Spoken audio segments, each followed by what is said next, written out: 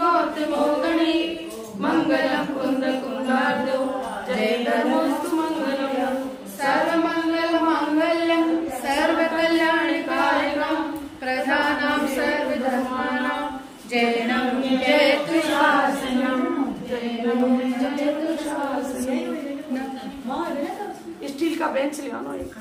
लो आप लोग नमः श्री वर्धमानाय निर्दुधाय कलिलात्मने सालोकानां त्रिलोकानां जय विद्यादर्पणाय ते।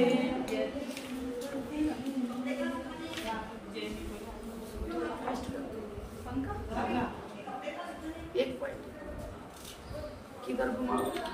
हाँ बस बस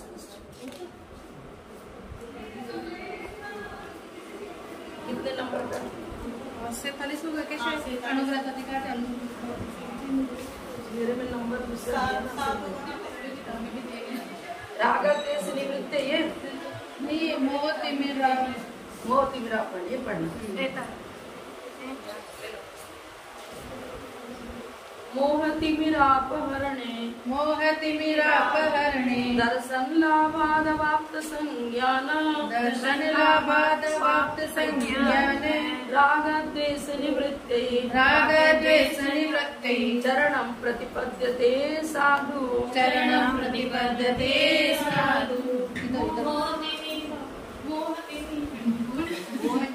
मोहतिमिरापहरणे संज्ञान राग द्वेष निवृत्तये चरणं प्रतिपद्यते साधु। ये चारित्र अधिकार प्रारंभ हुआ। सबसे पहले चारित्र किसे कहते हैं?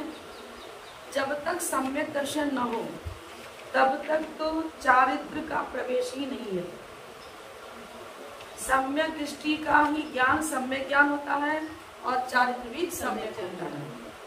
मैंने इसलिए कहा कि अन्य मतावलंबी भी तप करते हैं, एक से एक साधना करते हैं, उपवास करते हैं, श्वेतांबर में देखो एक से एक मतलब बसी तप आदि करते हैं। लेकिन जब तक वीतराग परिणति नहीं है, वीतरागता का पोषण करने वाला जिनेंद्र भगवान की जो वाणी है उसके अनुसार वस्तु स्वरूप को समझना, उसके अनुसार ही जीव तत्व को जानना, आश्रम तत्व को जानना, बंध तत्व को जानना, ये सब जानेंगे तब तो पाप के बंध से छूटेंगे। और जिनसे पाप का आश्रय होता है उन क्रियाओं से विरक्त होना, उनको छोड़ना, उनसे हटना, उनसे निवृत्त होना, इसी का नाम चारित्र। हिंसा, झूठ, चोरी, घुसील और परिग्रह 5 पापों का सर्वथा त्याग करके महाव्रतों को धारण करना, ये सकल चारित्र हुआ। और यदि हम स्थावर जीवों का हिंसा का त्याग नहीं कर पा रहे हैं तो त्रस जीवों की हिंसा का त्याग कर दिया तो गति बन गया। 4-5 अनुव्रत, 3 गुणता, 4 शिक्षा। इस प्रकार 12 व्रतों को धारण करने के बाद देश चारित्र होता है। देश चारित्र में क्या हुआ? मिथ्यात्व, सम्यक मिथ्या, सम्यक 3 प्रकृति है और अनंतानंदी की 4, फिर अप्रत्याख्यान की 4। तो चारित्र मोहनी संबंधी 2 चौकड़ी, अप्रत्याख्यान और प्रत्याख्यान कसाय का उन्मूलन, उदयाभाव और मिथ्यात्, सम्यक मिथ्यात् और सम्यक, ये 3 प्रकृतियां होंगी। तो 8 और 3, हाँ, इन 11 प्रकृतियों के उदय का अभाव होने पर देश चारित्र होगा। देश चारित्र का मतलब अप्रत्याख्यान कसाय का उदय भी नहीं होना और अनंतानबंदी कषाय का उदय भी नहीं होना। तो अनंतानबंदी और अप्रत्याख्यान इन 2 चौकड़ी का उदय अभाव और मिथ्यात्, सम्यक मिथ्यात्, सम्यक इन 3 प्रकृतियों का भी उदय अभाव। इसके होने पर जो विशुद्धि प्रकट होती है उसको कहते हैं देश चारित्र। देश चारित्र में 2 कषाय खत्म हो गई। हाँ, 2 चौकड़ी कषाय की हुई और 3 ये, तो 8 और 3 11। इन 11 कषायों के उदय का अभाव होने पर उदय अभाव कर रही हूँ क्योंकि छायक सम्यक तो प्राप्त किया नहीं है। अभी तो हाँ, तो उपसम सम्यक भी हो सकता है, उपसम सम्यक भी हो सकता है, लेकिन सम्यक तो पूर्वक ही देश चारित्र और सकल चारित्र की चर्चा होगी। ऐसा इसलिए मैं बता रही हूँ बार बार कि अन्य मतावलंबी भी तप करते हैं, वो भी अपने हिसाब से व्रतों को धारण करते हैं। ट्यूशन है, जैसे अपने भगवान ने बताया इसलिए अपन तो उसको मान रहे कि भाई चारित्र अपना ऐसा है, अब उनके ग्रंथों में बताया ऐसा ही, तो वो तो उनके हिसाब से तो वो तो बहुत वस्तु स्वरूप का सच्चा निरूपण जो करता है उसे ही हम स्वीकार करेंगे। यहाँ जिनेंद्र भगवान की वाणी इसलिए उसको स्वीकार करो, या मेरा धर्म है इसलिए हम अपनी बात मानेंगे, बताया नहीं गया, लेकिन वो उसी को उनके हिसाब से तो ऐसा है। वो लोग लौकिक क्रियाओं से वही सब कुछ समझते हैं, क्रियाओं में धर्म मानते हैं। हम क्रियाओं में धर्म नहीं मानते हैं। हमारे यहाँ अंतरंग तप बहिरंग तप दो की चर्चा करी है, उनके यहाँ सिर्फ बहिरंग तप की चर्चा है। और बहिरंग तप भी मिथ्या तप इसलिए है कि अनंतान मंदी कषाय क्या होती है, मिथ्या तो क्या होता है, इसकी चर्चा ही नहीं है।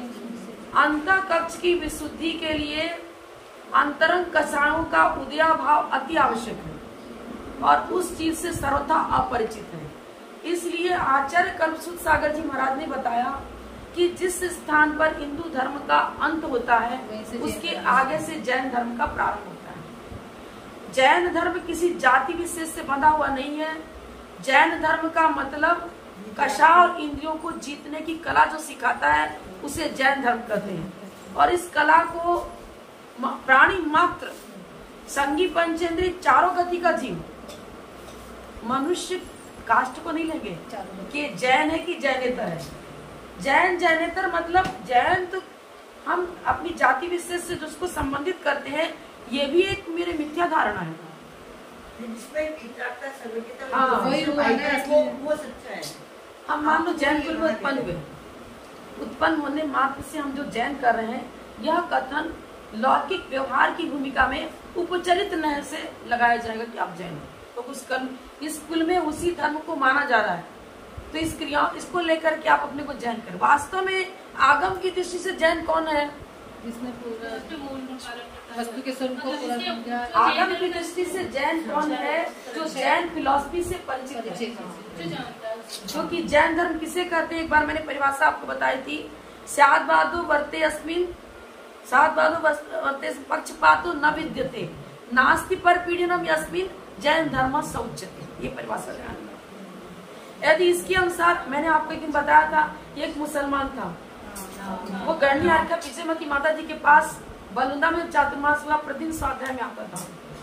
वो जाति से मुसलमान था, लेकिन आचरण से और आस्था से कहेंगे, चर्या से कहेंगे, सभी प्रकार से वो जैन था।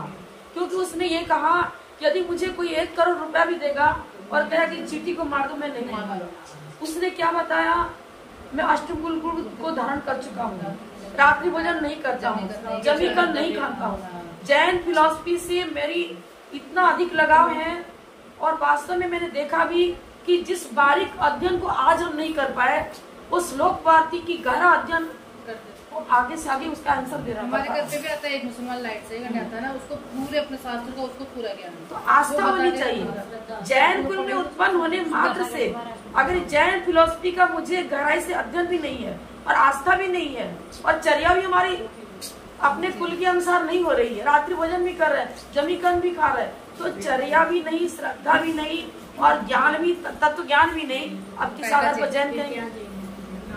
जैन धर्म विश्व धर्म है, प्राणी मात्र का हितकारी है। संगी पंचेंद्रिय ही योग्यता रखता है सम्यक दर्शन को धारण करने की, लेकिन जैन धर्म से लाभान्वित एक इंद्रिय से पंचेंद्रिय तक सभी जीव हैं। कैसे आप पूछो? आपने बताया था जैसे मंदिर है, हाँ, आपने मंदिर का निर्माण किया, जिस पाषाण से जिन मंदिर का निर्माण हुआ है वो पृथ्वी का कलेवर है। जब तक वो जिन मंदिर है, जब आपने पाषाण पर बम पटका और विस्फोट किया, उस पृथ्वी का एक जीव का प्राण उत्सर्ग, द्रव प्राण का उत्सर्ग हो गया। चट्टान निकाली, पृथ्वी का है, पृथ्वी का एक नहीं है।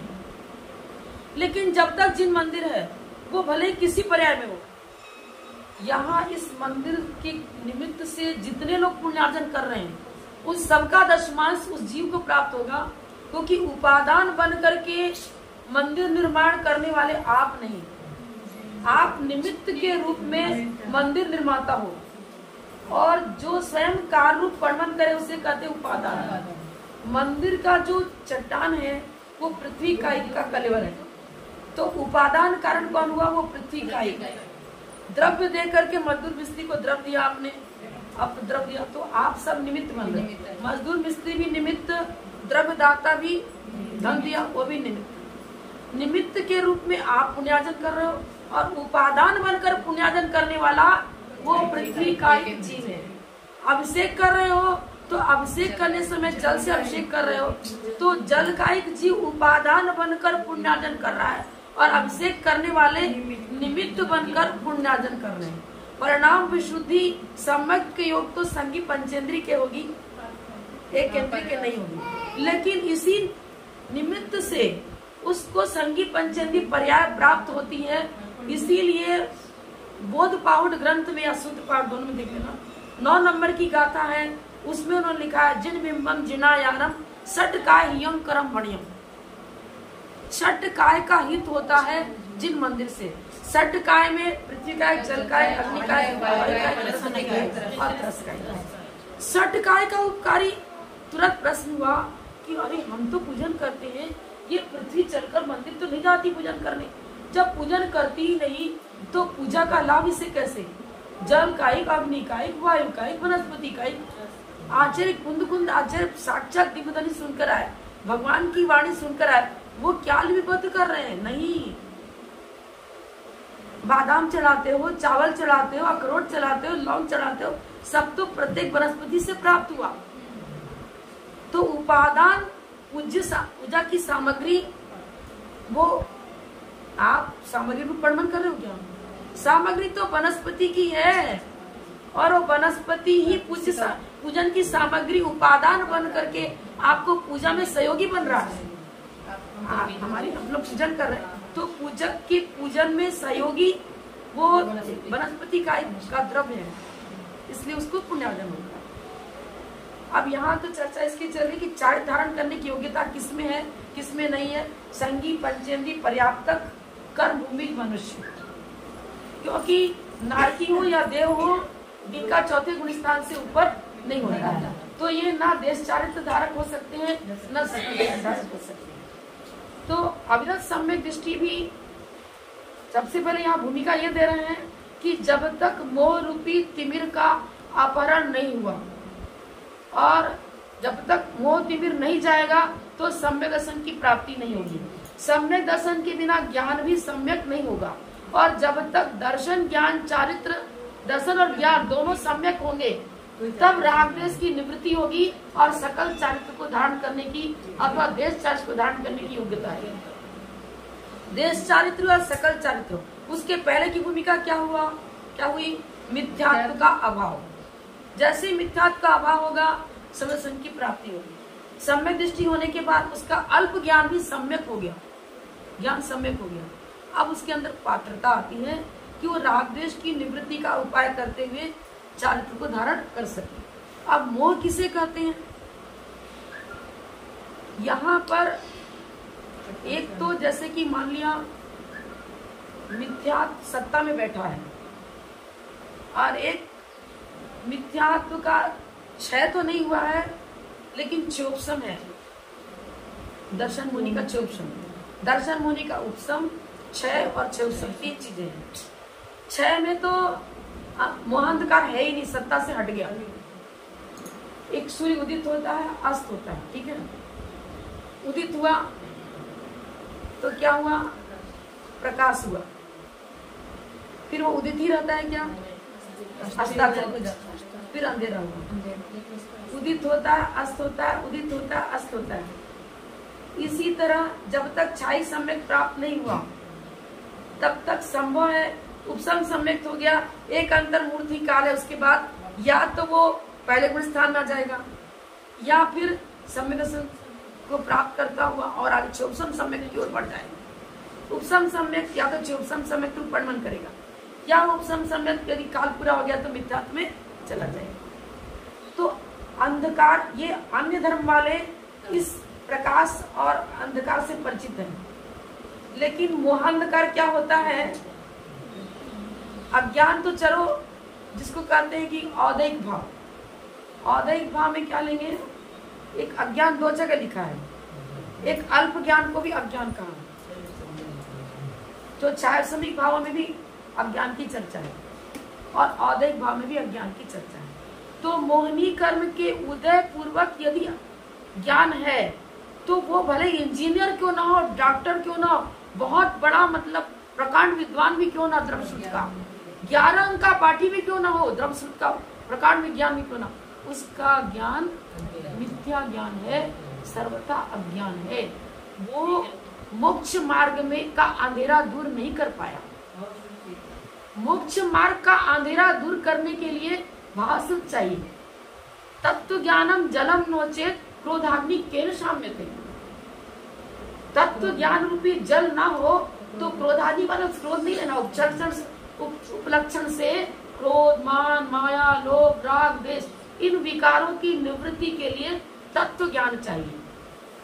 समय सार कलश में लिखा है वेद विज्ञानता सिद्धा सिद्धा के एकिल केचना तस्यैव अभावतः बद्धा बद्धा एकिल केचन। तत्व ज्ञान।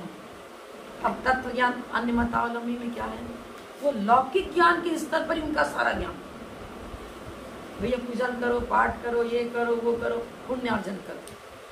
क्रियाएं पुण्यार्जन की माध्यम बन सकती हैं।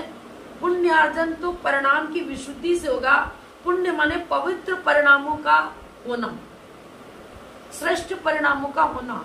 श्रेष्ठ परिणाम किसे कहते हैं, स्व पर दोनों का हित। अब हित किसे कहते हैं, तो जो मोक्ष मार्ग में ले जाने वाला है वो हितकारी, और जो मोक्ष मार्ग में नहीं ले जाने वाला है। आपने बच्चों को बहुत हित करते हो, अरे लड्डू खाए खिलाएंगे, बनाएंगे, आज इमरती बनाएंगे, आज पेड़ा बनाएंगे, बच्चों को बहुत पसंद है, हमारे बच्चों को बहुत पसंद है। अच्छी अच्छी ड्रेस दिलाएंगे, अच्छी अच्छी चॉकलेट दिलाएंगे, मार्केट में घूमने को ले जाएंगे, पिक्चर ले जाएंगे। लौकिक दृष्टि से किसी अपेक्षा से इसे हित कहो, लेकिन आत्मानुशासन ग्रंथ में तो कहा है कि यदि बच्चों को विलासी बना दिया, भौतिकता के दलदल फंसा दिया, तो माता पिता नहीं है, वो तो माता पिता शत्रु हैं, अहितकारी है। हित का मतलब रत्नत्रय की उत्पत्ति वृद्धि फलोत्पत्ति में सहकारी बनना, और रत्नत्रय की उत्पत्ति वृद्धि फलोत्पत्ति के अतिरिक्त मात्र शरीर का पोषण, मात्र इसलिए लगा रहे, ये भी जरूरी है, लेकिन ये परिभाषा में केंद्रित नहीं है। ठीक है, लौकिक शिक्षण भी ज्ञानार्जन अति आवश्यक है, उनको लौकिक सुविधाएं भी देनी है, उनको खाना पीना भी देना, वस्त्रावरण भी देना, सब कुछ देना है, लेकिन लौकिक सुविधाएं मात्र यदि है, लौकिक सुविधा इसलिए देना कि इनका जीवन सुखी रहे। अब पंचेंद्रिय विषयों का यदि लंपटता है तो घातक है, लेकिन पंचेंद्रिय विषय भोग जीवन जीने के लिए अति आवश्यक है, जीवन जीने के लिए अति आवश्यक है। तो आचार्य यही बोलते हैं, आवश्यक आवश्यकताओं की पूर्ति करो, लेकिन विलासिता में मत पड़ो। यदि विलासिता दे दिया, बच्चों को विलासी बना दिया, तो क्या हुआ, आप हितकारी हो क्या, हितकारी नहीं हो। तो मोहांधकार को दूर तभी किया सकता है जब हम जैन धर्म की फिलॉसफी से परिचित होंगे, क्योंकि जैन धर्म की परिभाषा ये बताई, स्याद्वादो वर्ते अस्मिन् पक्षपातो न विद्यते। बताओ, हमारी मुनिराज को उनके पिता ही कहते हैं, चढ़ा दो सूली पर। यदि इसने चोरी करी है, जो उनके कर्मचारी थे, जो पुलिस वर्ग, जो शासक वर्ग, उन्होंने कहा कि इसके आगे ही वो चुराया हुआ धन पड़ा था, हार पड़ा, तो फिर ये तो जान करके बैठ गया, और कोई था ही नहीं, वहाँ ये चोर है, ठीक है मेरा पुत्र चोर है तो कोई बात नहीं, मेरा बेटा है, मोह किया गया, मोह नहीं किया। हम राजगद्दी पर बैठे राजा हैं, राजा को निष्पक्ष न्याय देना चाहिए, निर्णय देना चाहिए। और क्या हुआ चमत्कार, वो जितनी बार कर रहा था उतनी बार वो बार हार बन गया। तब समझ में आया कि ये अपराधी नहीं है। तो ये तो प्रथमानुयोग में आप पढ़ लो, अंजना की कथा, सीता की कथा क्या है, उनका सम्यक दर्शन कितना निर्मल है। वो सोमा सती नमो अरियंताण नमो सिद्धाणम। यदि मंत्र, ये मंत्र हमेशा से धर्म की रक्षा होती आई है, होती रहेगी। यदि मेरा धर्म निर्मल है, यदि मेरा श्रद्धा निर्मल है, तो जो भी हो पति की भावना पति जाने। मैं तो नमकार मंत्र पढ़ के पति का हार है, मेरे को तो हार ही मिलेगा, हार ही मिला। सीता महारानी कूद गई अग्नि सरोवर में। यदि मेरा सील निर्मल है तो अग्नि मुझे नहीं जला सकती। यदि मेरा सील निर्मल न होगा तो अग्नि मुझे जलाने की शक्ति रखेगी, लेकिन नहीं जला सकती। क्या श्रद्धा। और हम लोग बाप अपनी अपनी जानो, यदि श्रद्धा है तो बहुत अच्छा है। मिथ्यात्व को हटाना खेल नहीं है। मिथ्यात्व को हटाने के लिए न जाने कितने भव तक साधना करी, तब ये 24 तीर्थंकर बन पाए। ये भरत चक्रवर्ती आप कहते हो एक अंतर्मुख में केवल नहीं, उनका भरत वैभव पुस्तक पढ़ो। पूर्व भव की साधना, भव की साधना संकलित रही, तब जाकर के वो इतना निर्मल परिणाम हुआ उनका कि षटखंड का आधिपत्य, इतनी रानियां, इतनी भोग सामग्री। आप जम्मू स्वामी को देख लो, एक से सुंदर देवांगनाओं के समान स्त्रियों से कन्याओं से विवाह हो गया और उनकी तरफ देख भी नहीं रहे, पूर्ण विरक्त। ऐसा तत्व ज्ञान कि अरे ये तो हाड़ मांस चमड़ा का पिटारा, मल मूत्र का पिटारा है, ये शरीर अति घृणित है, सब धातु से निर्मित है, इससे राग कभी संभव नहीं है। ये ऊपर से देखने में सुहावना है, अंदर से तो घृणित वस्तु का ही इसमें अंबार लगा हुआ है। देवांगनाओं के सुंदर रूप लावण्य को देखकर मोहित नहीं हुए, बल्कि उनको विरक्त कर दिया अपने कथानक के द्वारा। वो भी दीक्षा ले लेते सब। ये चीज है, ऐसा गहरा तत्व ज्ञान होना चाहिए। जाति तत्व ज्ञान पैदा नहीं करेगा कि आप जैन कुल में उत्पन्न हो गए। जैन कुल आपको अनुकूल साधन दे रहा है, लेकिन उस साधन को का सदुपयोग नहीं किया, दुरुपयोग कर लिया तो क्या हो गया। बस जैन कुल मिला और शराब नहीं छोड़ा, मांसाहार नहीं छोड़ा, जमीकर नहीं छोड़ा, डबल पाप का बंद होगा। एक अजैन, वो भील की पर्याय में रहने वाला महावीर भगवान का जीव, पहले तो कौवे के मांस का त्याग किया था, फिर सारे मांस का त्याग। कथानक बताने की आवश्यकता नहीं है। अगर जाति ही जैन धर्म को बपौती होती तो फिर उसको क्या सम्यक प्राप्त होता। और पशु पक्षी को भी सम्यक हो जा रहा जाति स्मरण के द्वारा। अरे मैंने कोई मायाचारी करी, जाति स्मरण में क्या हुआ, वो ज्ञान तो था, वो भगवान की वाणी कहो, मतलब चाहे गुरुओं की वाणी कहो, किसी न किसी भाव में उसने सम्यक धारण किया, जैन धर्म को स्वीकार किया था, लेकिन पाप के उदय से वो मिट गया, तिरंज में चला गया, नरक में चला गया, किसी अन्य मतलब भुवनवासी देवों में चला गया, मिथ्यात्व की जन्म हुआ। लेकिन फिर स्मृति हुई जाति स्मरण के द्वारा और पश्चाताप की भूमिका में पहुंचता है। तो पश्चाताप की भूमिका तो वो जिनवानी 7वें नरक में बैठे नारकी को भी सम्यक की प्राप्ति करा देती है।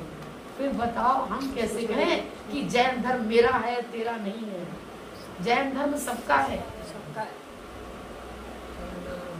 एकेंद्रीय जीव तक का उपकार हो रहा है, संगी पंचेंद्रीय जीव चारों गतियों का उपकार हो रहा है।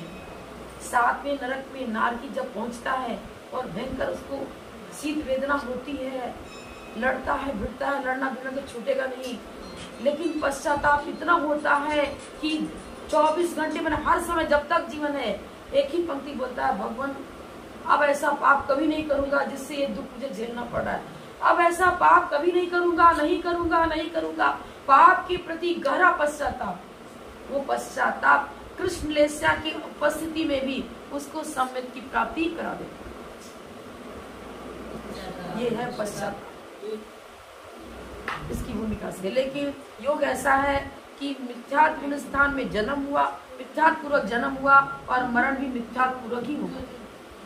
फिर वो कर्मभूमि मनुष्य त्रियंश होगा, वहां जाकर के फिर कुछ जाति स्मरण से जैसे भी हो, फिर क्रम से उसको मोक्ष प्राप्त होगी। एक बार काली कमरिया पर दूसरा रंग चढ़ाना चाहो, समय लगेगा। वो पर्याय छूटेगी, वो कुसंस्कार धीरे धीरे कम होगा, तब कहीं जाकर वो सुलटेगा। अभी हम मान लो ठीक है, श्रद्धा भी अटूट है, स्वप्न भी कभी नहीं सोच सकते कि हिंदुस्तान में रहने वाले देवी देवताओं को हम जिनेंद्रवत पूजे, ऐसा नहीं होगा, कभी नहीं होगा, कोई नहीं सकता। श्रद्धा अटूट है, लेकिन हम ये नहीं कर सकते कि हमको 26 समय का सवाल ही नहीं है। 26 समय तो तेरा जन्म ही नहीं होता। पहली बात केवली के पाद मिल में 26 समय होता है, यहाँ केवली साक्षात है ही नहीं।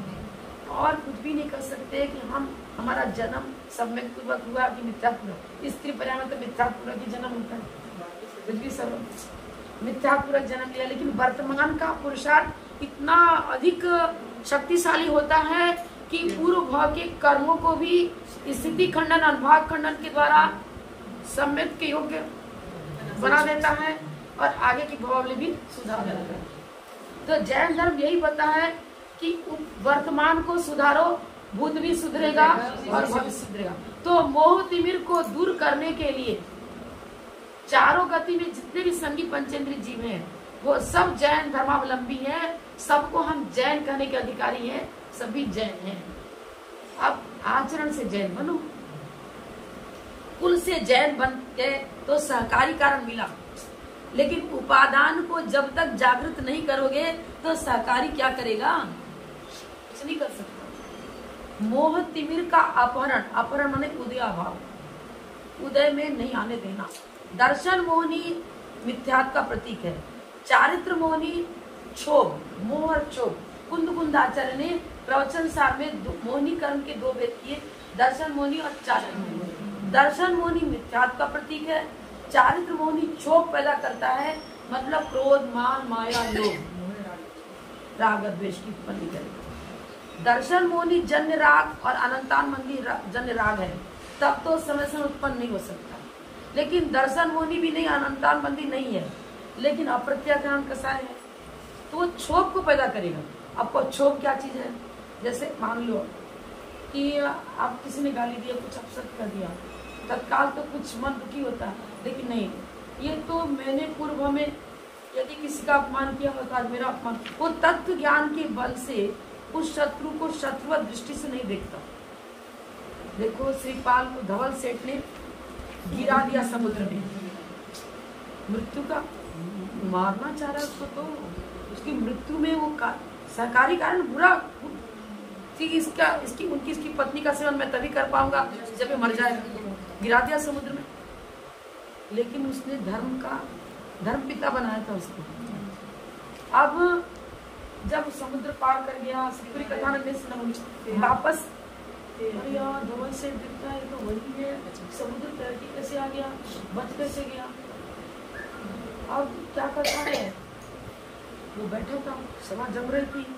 राज सभा में तो वो नृत्य करने वाले आदमी भी आते हैं, भांड लोग आते हैं, नृत्य करते हैं, अपना शरीर डालते हैं, और मनोरंजन के लिए राजसभा वो भी पहुंचा। अरे अब क्या करूं? उसने कहा कि ये भांड है, भांड, ये राजपुत्र नहीं है, राजपुत्र नहीं है। तो राजा कहने लगा, इसके साथ मैं अपनी पुत्री का विवाह नहीं करूंगा, क्योंकि ऐसी भविष्यवाणी जो समुद्र करके आएगा, अचानक आप देखो प्रथमानुयोग, उसी के साथ मैं पुत्री का विवाह करूँ, कहता कैसे करूँ? फिर आगे देख लो, आप प्रथमानुयोग पढ़ के कथा न सुनाएंगे तो सच चुप जाएंगे। लेकिन उसने क्या किया, उस धवल सेठ जब देखने लगा कि अब मेरे तो भेद भी खुल गया, सब हो गया, क्योंकि मैना सुंदरी तो सबने प्रमाण दिया कि नहीं ये राजपुत्र ही है, और इस तरह से कोटि भट्ट है, समुद्र करके आया।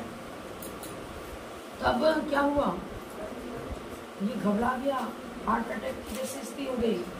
सेवा कर रहा है, पैर दबा रहा है, पंखा चल रहा है, और नमस्कार में सुना रहा है, इसकी अच्छी समाधि कराऊंगा, ये मेरा धर्म पिता है, मुझे इसकी सेवा करनी है। मारने वाले को भी क्या कर रहा है, उसको भी बचा रहा है। ये है सम्यक तत्व ज्ञान, ये है तत्व ज्ञान।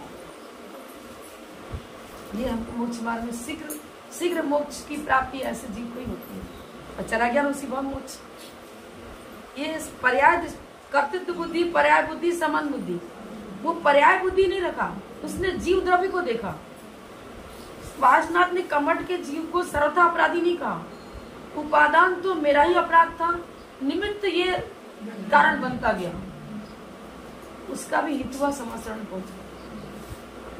शत्रु के प्रति भी हित की भावना रखना, शत्रु और मित्र ये कथानक पर्याय दृष्टि से किसी अपेक्षा से बन जाए, लेकिन जीव तो चाहे कोई भी जीव हो, द्रव्य दृष्टि से प्रत्येक जीव रत्नत्रय स्वरूप, उसका स्वरूप तो वह रत्नत्रय रूप ही है। चित चैतन्य स्वाभाविक प्रत्येक जीव है। जब प्रत्येक कुंद आचार्य क्या लिख रहे हैं, जीवा जिणवर जो मुड़ो, जिणवर जीव मुड़ो, सो लहु सो पर संभाव परटो लहु निर्वाणम लहई, लहु निर्वाणम लहई, क्या जीवा जिनवर जो मुड़ो, जीव को जिनवर जानो और जिनवर को जीव जानो, ये द्रव्य दृष्टि से शुद्ध द्रव्यार्थिक नय की अपेक्षा से कथन किया, वह व्यक्ति ही शीघ्र निर्वाण पद को प्राप्त करता है। समसा मात्र तभी आएगा ना। तो कम से कम अनंतानुबंधी के अभाव पूर्वक वैसी जो निर्मलता, समता है, वो तो हमारे अंदर आनी चाहिए। यदि अनंतानुबंधी कसाय है तो समरसन की उत्पत्ति भी नहीं हो सकती, फिर मोह तिमिर कैसे दूर होगा? केवल ज्ञान होने के बाद ये सारे संजन कसाय की भी, मतलब वो भी कसाय है, वो भी राग द्वेष। किस एक व्यक्ति क्या, माता जी लोग पीछे के मतलब धारी नहीं, अरे जो रागी द्वेषी है वो सब कुदेव हैं, जो रागी द्वेषी है सब कुदेव हैं, और रागी द्वेषी पूज्य नहीं। तो हमने कहा जहाँ जहाँ धुआं है वहाँ वहाँ तो अग्नि है, लेकिन जहाँ जहाँ अग्नि है वहाँ धुआं हो भी सकता है और नहीं भी हो सकता है। सर्वार सिद्धि के देव रागी द्वेषी तो हैं, पर कुदेव कुगात मिथ्यात्व, मिथ्यात्व और अनंतानबंधी कसाय सहित जो देव हैं उनको कुदेव कहेंगे। और भौनत्रिक पर्याप्तक अवस्था से लेकर, पर्याप्तक लगा रहे हैं, पर्याप्ति पूर्ण होने के बाद भौनवासी व्यंतर ज्योतिष में भी 4 गुण स्थान हो जाते हैं।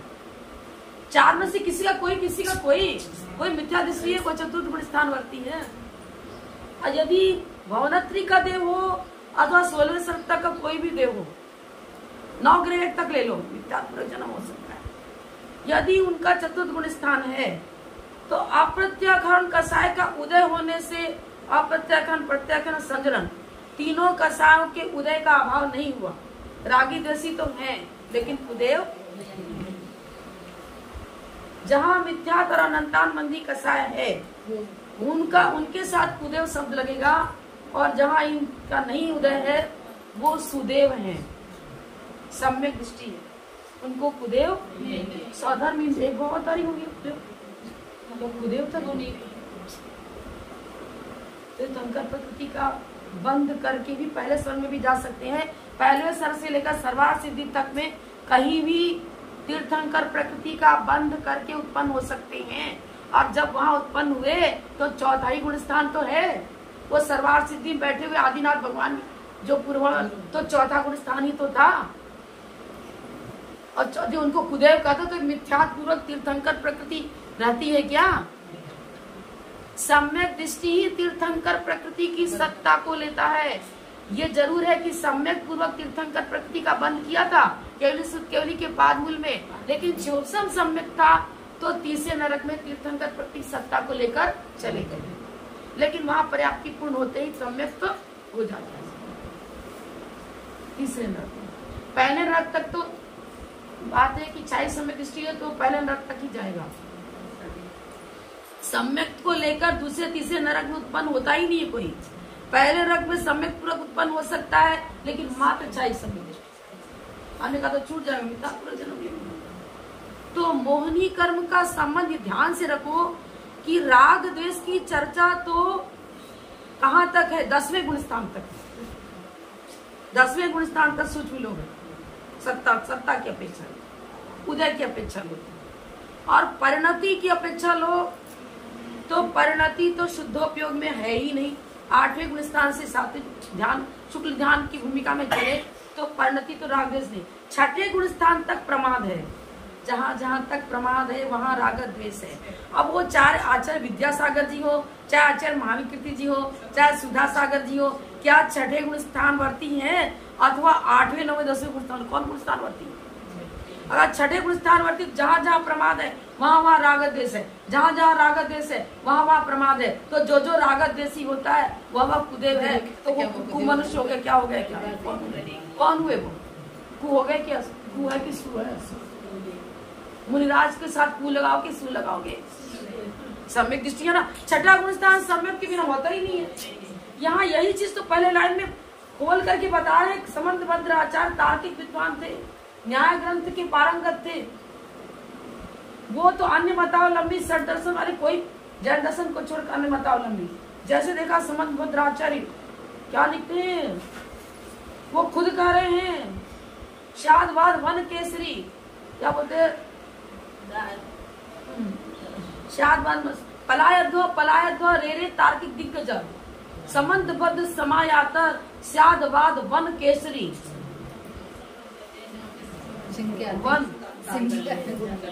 वन में पशु पक्षी अन्य भी निरीक्षण करते, लेकिन शेर को देखकर अन्य पशु पक्षी सब भाग जाते हैं। शादवाद कृपिक को वन बताया। जैन धर्म में शादवाद का डंका बजाने वाले समंत भद्राचार्य, ये आ गया। इसके तर्क के आगे मेरा तर्क नहीं चलेगा, मैं नहीं जीत सकता। पलायध्व भाग जाओ रे रे तार्किक दिग्गज तार्किक भी क्यों ना हो, भागो। समंत भद्र समायाता शादवाद वन केसरी।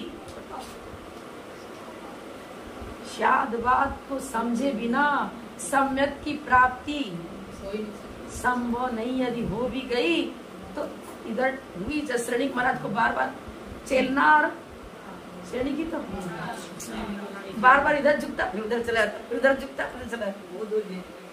बार बार चेलना ने प्रयास करती रही, तब कहीं केवली शुद्ध केवली का पाद महावीर भगवान का समझ, उसका शायद समझ।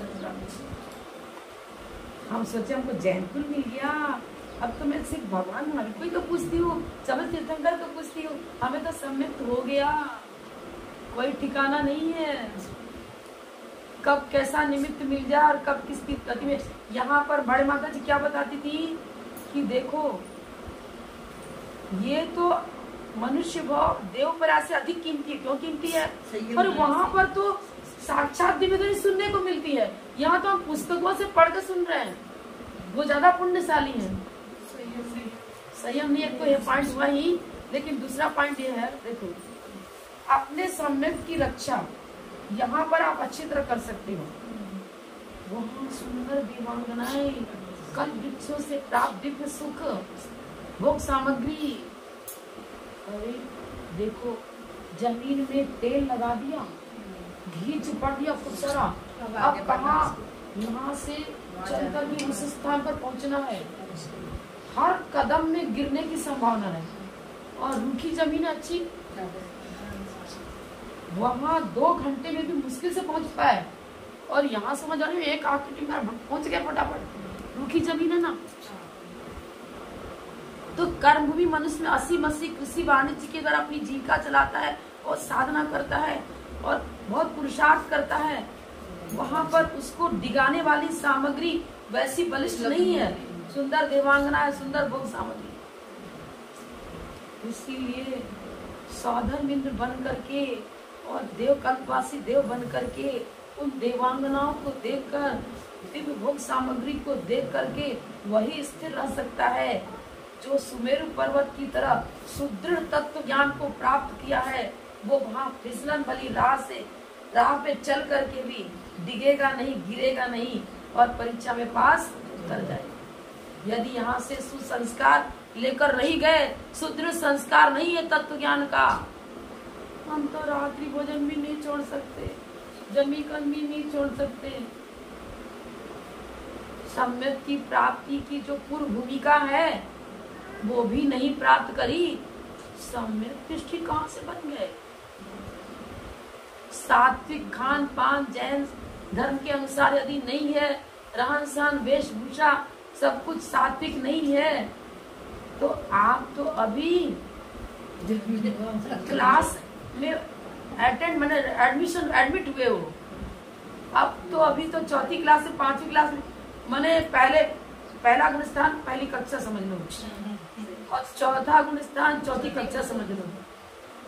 अभी तो क्लास अटेंड कर रहे हैं, जब रिजल्ट निकलेगा और परीक्षा में आपका पास मार्क भी कम से कम आ जाएगा, जब तुम अगली कक्षा में जाओगे। पास मार्क तब का आएगा जब सब्जेक्ट में लेसन सही दोगे। अभी तो रात्रि भोजन कर क्वेश्चन क्रॉस, आंसर क्रॉस, अभी जमीन का खा रहे क्रॉस, अभी तो बाजार की टैबलेट और नमकीन खा रहे क्रॉस। मांसाहार चल रहा है, मांसाहार चल रहा है। कहाँ से सम्यक की प्राप्ति? हर क्वेश्चन 2-4 क्वेश्चन हो सकता है सही निकला है। ऐसा मैं नहीं करूँ कि भगवान की भक्ति करते हो, अपने खूब अच्छा भगवान दीनत भगवान जाप कर रहे हो, एक नमोकार मंत्र की सुनने से कुत्ता भी देव बन गया, तो आपको देव परा तो मिल जाएगी इस साधना के द्वारा। इस साधना के द्वारा आप लौकांतिक देव तो नहीं बनोगे, जो एक भगवान तारे वो तो नहीं बनोगे, लेकिन देव पर्याय आपको प्राप्त हो जाएगी। अरे देव पर्याय तो मिथ्या धर्म को पालन करने वाले भी सहस्त्रार्थ 12वें स्तर तक चले जाते हैं। विधर्मी अन्य धर्मावलंबी 12वें स्तर तक जाकर उत्पन्न हो सकते हैं।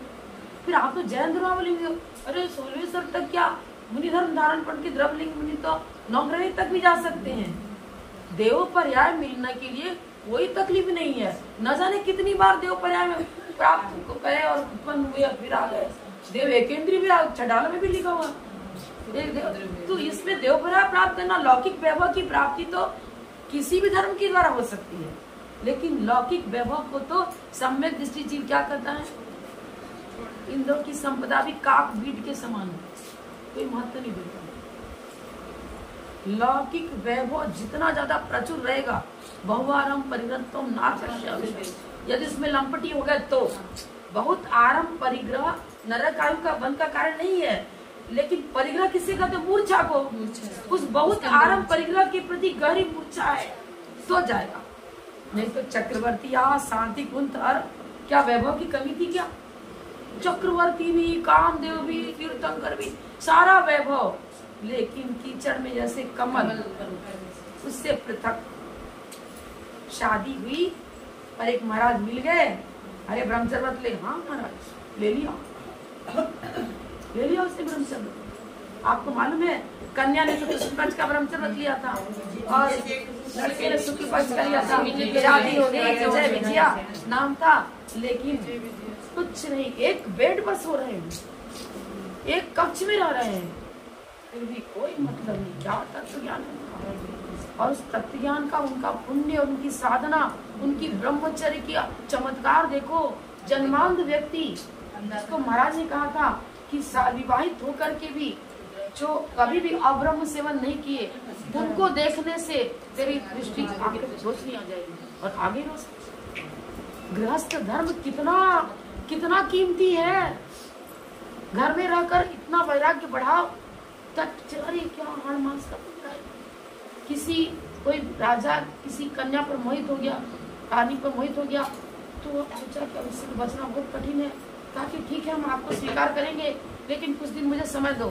उसने कहा किया, जुलाब के ऊपर जैसे बार बार लेटिन हो, ऐसा कर करके वो घड़ा में अपने मलमूत्र को भरती गई और वो सूख करके कांटा बन गई। 15 दिन के अंदर तो सबके गड्ढे पड़ गए, सब हाथ करके नसे दिख रही, शरीर को ऐसा सुखा दिया और चेहरा भी चमड़ी काली चेहरा हुआ, क्योंकि भोजन भी ठीक से नहीं करा, कुछ खाया, एक रोटी खाई, भोजन भी नहीं किया। अब वो आता है, हाँ कहाँ है वो कन्या? लड़की का कन्या का विवाहित थी, वो नहीं, वो तो ये नहीं, मैं वही हूँ। आपको रूपलावण सौंदर्य चाहिए, मैंने सारा सौंदर्य उसमें केंद्रित कर दिया। देख लो, सारा सौंदर्य उस घड़े में केंद्रित है। जीव तो मैं ही हूँ, लेकिन मैंने अपने सौंदर्य को उस घड़े में भर दिया। क्या बात करती है तू? क्या किया तो? विरक्त हो जाता है। अपने अपराध को स्वीकार कर सकते। पर स्त्री सेवन बहुत बड़ा अपराध, इसके प्रति लोलुपी होकर के मैंने इसको कंगाल बना दिया, इतना तकलीफ इसको दिया, पश्चाताप की भावना पड़ता है। मोहनी कर्म को नष्ट करने के लिए तत्व ज्ञान चाहिए, जिससे दर्शन मिथ्यात्व का मतलब 3 चीज, कर्तव्य बुद्धि, पर्याय बुद्धि, संबंध बुद्धि। ये जो है यही जीव को मिथ्यात्व में डालती है। कर्तव्य बुद्धि, मैंने पुत्र को पाल पोस के तैयार किया, मेरी बात नहीं मानेगा। महराज सुंदरी के पिता ने कहा जो मैं कहूँगा वही करना पड़ेगा। मैंने पाल पोस के, मैंने पढ़ाया लिखाया, सब कुछ किया, मेरी आज्ञा सर्वोपरि होनी चाहिए। वो कहती जिनेंद्र आज्ञा सर्वोपरि है, तो दे दिया, पूरा दिया।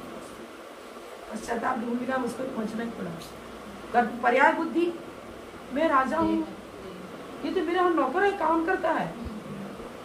शुभम चक्रवर्ती ने क्या किया, रसोई आया तो इसने बहुत गलत किया, इतना गर्म खीर क्यों रख दिया, मार दिया। ऐसा क्यों?